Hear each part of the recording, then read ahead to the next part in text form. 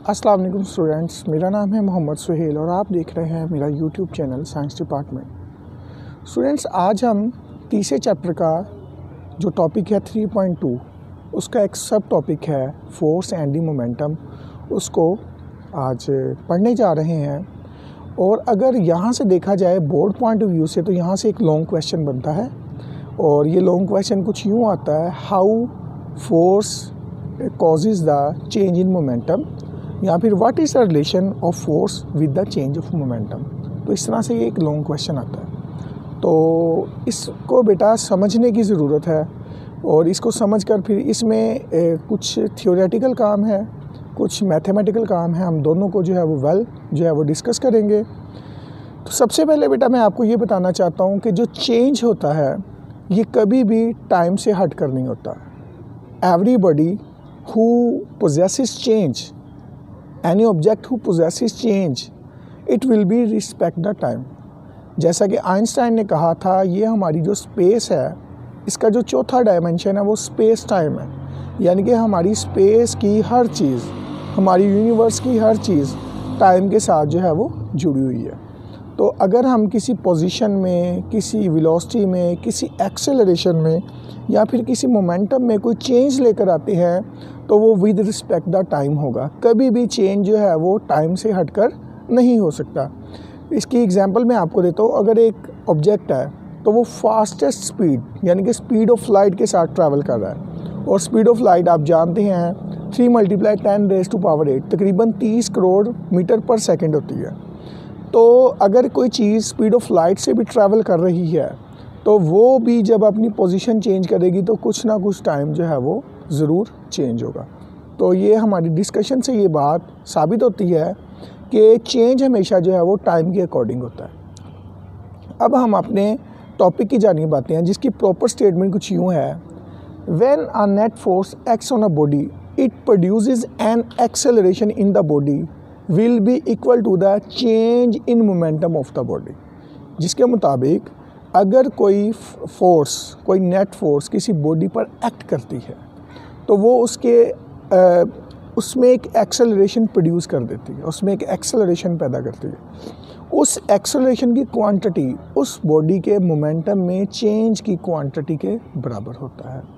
इसको हम कुछ यूँ समझ सकते हैं, एक्सप्लेन करते हैं हम इसको। सपोज़ हमारे पास एक मास है m और उस पर हम एक इनिशियल वेलोसिटी लगाते हैं तो वो हमारे पास बन जाएगा, जो उसका मोमेंटम होगा, initial momentum P1 is equal to mv1 या Pi is equal to mvi। Initial momentum is equal to mass into initial velocity. और कुछ देर बाद जो हम उसमें जो चेंज महसूस करेंगे, ऑब्वियसली वक्त गुजरने के साथ उसमें एक चेंज पैदा होगा, तो फाइनल मोमेंटम जो इक्वल हो जाएगा mass into final velocity, mean Pf is equal to mvf। और अगर हम इस चेंज को देखें, ठीक है, यानी कि ये जो चेंज आ रहा है मोमेंटम के अंदर, Pi is equal to mvi और Pf is equal to mvf, तो change in momentum mean final minus initial, Pf minus Pi will be equal to mvf minus mvi। यानी कि यहाँ से अगर Pf पहले हम लगा रहे हैं, फाइनल मोमेंटम पहले लगा रहे हैं, तो यहाँ से हम mvf पहले लगाएंगे जो कि फाइनल मोमेंटम को रिप्रेजेंट करता है, यहाँ उसकी इमेज बना रहा है। और माइनस के बाद अगर हम Pi यानी कि इनिशियल मोमेंटम लगा रहे हैं तो वहाँ भी माइनस के बाद हम mvi यानी कि मास इनटू इनिशियल वेलोसिटी लगाएंगे। तो चेंज का मतलब ही यही होता है, फाइनल माइनस इनिशियल। देन हम चेंज इन मोमेंटम की जगह Pf माइनस Pi ले आएंगे और वहाँ पर mvf माइनस mvi ले आएंगे और ये सारा का सारा change with respect the time होता है। और आप जानते हैं, मैंने इंट्रो में भी थोड़ी सी लंबी बात इसी पे की है कि चेंज हमेशा जो है वो टाइम के रिस्पेक्ट होता है। कभी भी चेंज जो है वो टाइम से आउट नहीं हो सकता, क्योंकि हमारा स्पेस टाइम के साथ जुड़ा हुआ है और स्पेस टाइम ही जो है वो हमारा 4 डायमेंशन है।